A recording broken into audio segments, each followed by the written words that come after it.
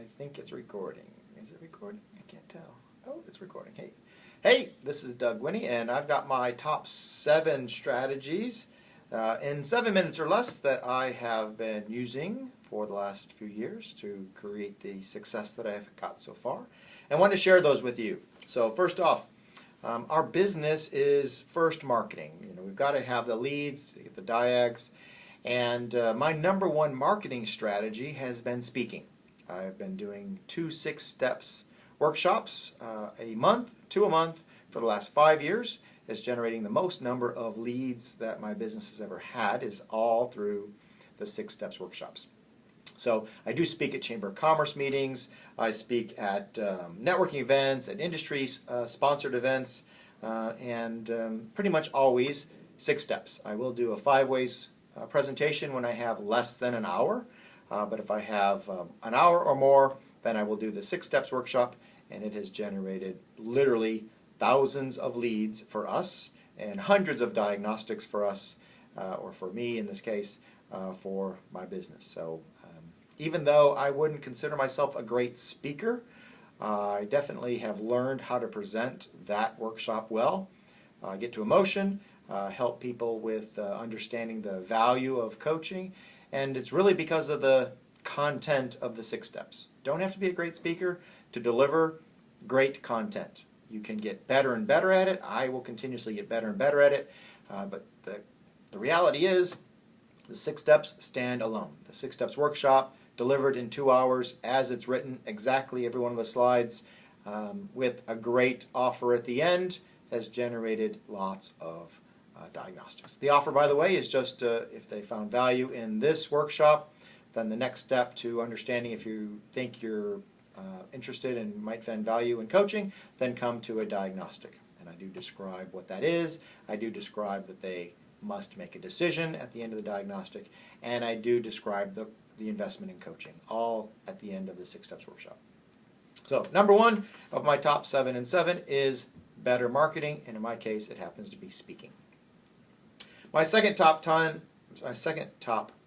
7 in 7 is to work on me. It's kind of funny.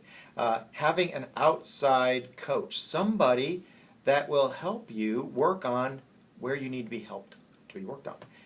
Those of you that know me well know that I'm a DC, and we're a people business. And how could you be a DC and actually acquire and keep and really help clients unless you work on your I and your S?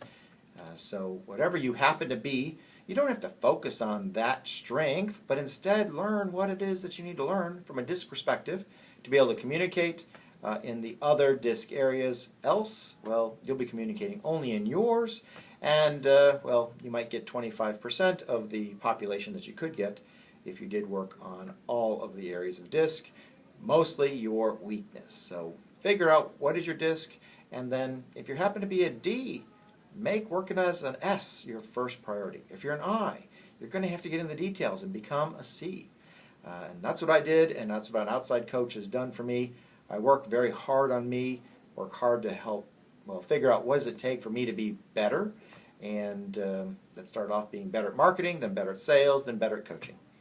So if you do the same thing, I suspect you'll get very similar results.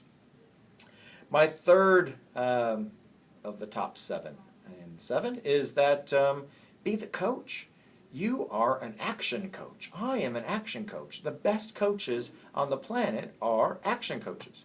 And to think about, well, if you are not acting as a coach, if you're not acting as a leader in your community, well, then maybe you're not acting as an action coach. We have a responsibility. I believe it's our responsibility to help people be more successful. And, well, being the coach is what that's about. Being the leader, being the one that's in charge. It is your appointment. It is your responsibility to be in charge, to be the leader. My clients look up to me, and that's because I've really become a coach. And I certainly wasn't at the beginning. I've just become that person over time. So be the coach. Understand that, well, it has a lot to do with knowing our processes, knowing that our processes work, having confidence in the 5 ways, having confidence in the 6 steps, and really demanding that the clients follow it. It's a recipe. You know it. I know it. They don't. And that's kind of the best place to be, is that you know it and they don't. So being the coach, you can help them become great business owners. So my third area is to be the coach. My fourth area of my top 7 in 7 minutes or less is to find your fee as fast as possible. Whatever that is. In some cases it's helping them raise prices. Sometimes it's about helping them sell on value, not on price. Sometimes it's USP, guaranteed. All the things that we have inside our system is how we find our fee. Now, something I didn't learn right off the bat is that we must find our fee and then we have to discuss it. Even just today, a client strategy that we gave to them, suggested to them, which is remarketing to past clients and an email campaign asking for referrals. This happens to be a franchisor, suggested them talk to other franchisees, offer them a commission if they help, or if they give a referral that turns into a new franchisee. So this franchisor did it and actually in 1 week closed a brand new client. It's a $20,000 basically pure profit strategy. So I talked about it today. I discussed listing it in their client binder, putting in the green sheet so that we're keeping track of it and make sure they know and remember that the strategy came from our discussions during coaching last session. So it's find your fee and then be sure to discuss it. I wasn't very comfortable discussing it at the beginning, which cost me clients. Even though we found our fee, didn't discuss it, didn't make sure they knew it, didn't put it on a green sheet, and then eventually they forgot the value of coaching. So be sure to find your fee and then discuss it. It was my fourth point of my 7 points here. My fifth point of the top 7 in 7 is really, do what you fear most. Some of us fear speaking. I was one of those people, terrified of speaking. Those people in my original induction class 5 years ago would know that I couldn't even do this. We went down, George Zenon, maybe he'll watch this video, remember going down after class was over in our suits to videotape describing the slides. And it meant to be a marketing tool for us to get future clients, but I couldn't even do that. I couldn't even be in front of a video recorder discussing the slides. So today, happy to get up in front of hundreds and thousands of people. Next week I'm actually speaking on a cruise ship. It'll be my 4th time speaking on a cruise ship. I've spoken in many of the states in the U.S. and different continents around the world. I love speaking. I figured out that it is a great way to share your leadership skills, share knowledge, teach, and enroll clients. People will like you and trust you if you're a good speaker. And for a DC, it's really important for people to like you and trust you because, if you don't do it in that presentation, you might not be able to, or I might not be able to, any other time. So I want to be good at speaking. So finding out what I feared most, which was speaking, understanding the value in it, and then work on it.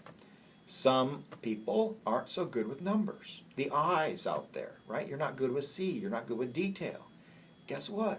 It might be something you fear. It's got to be something you work on. Being a people person is phenomenal. You're already good at that. What do you fear most about the numbers? Work on that. Maybe you fear, generally employing people. Guess what? To be great at this business, you've got to have help. You've got to have some employees. So if you fear most employees, face the fear, get some employees. Whatever you fear, understand it's something to break through. So that would be my 5th one. My 6th one kind of talks about it a little bit more, is leveraging your team.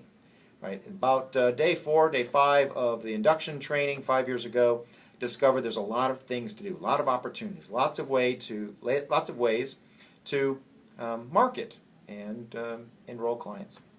So I called a friend, Noah, and said, Noah, hey, how about working part-time?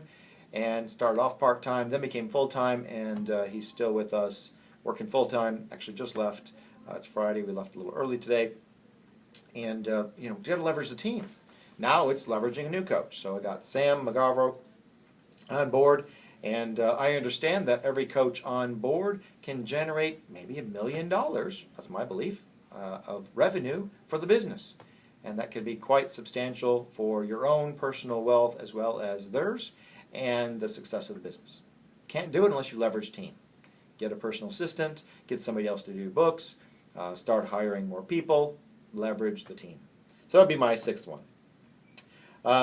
Now, my seventh one is kind of an interesting one. Brad Sugars taught me this about month 2 inside of coaching. He was doing some coaching online, and he asked, who wants to know how to reach their goals? And so it's probably out there on audio somewhere around October, November of 2009.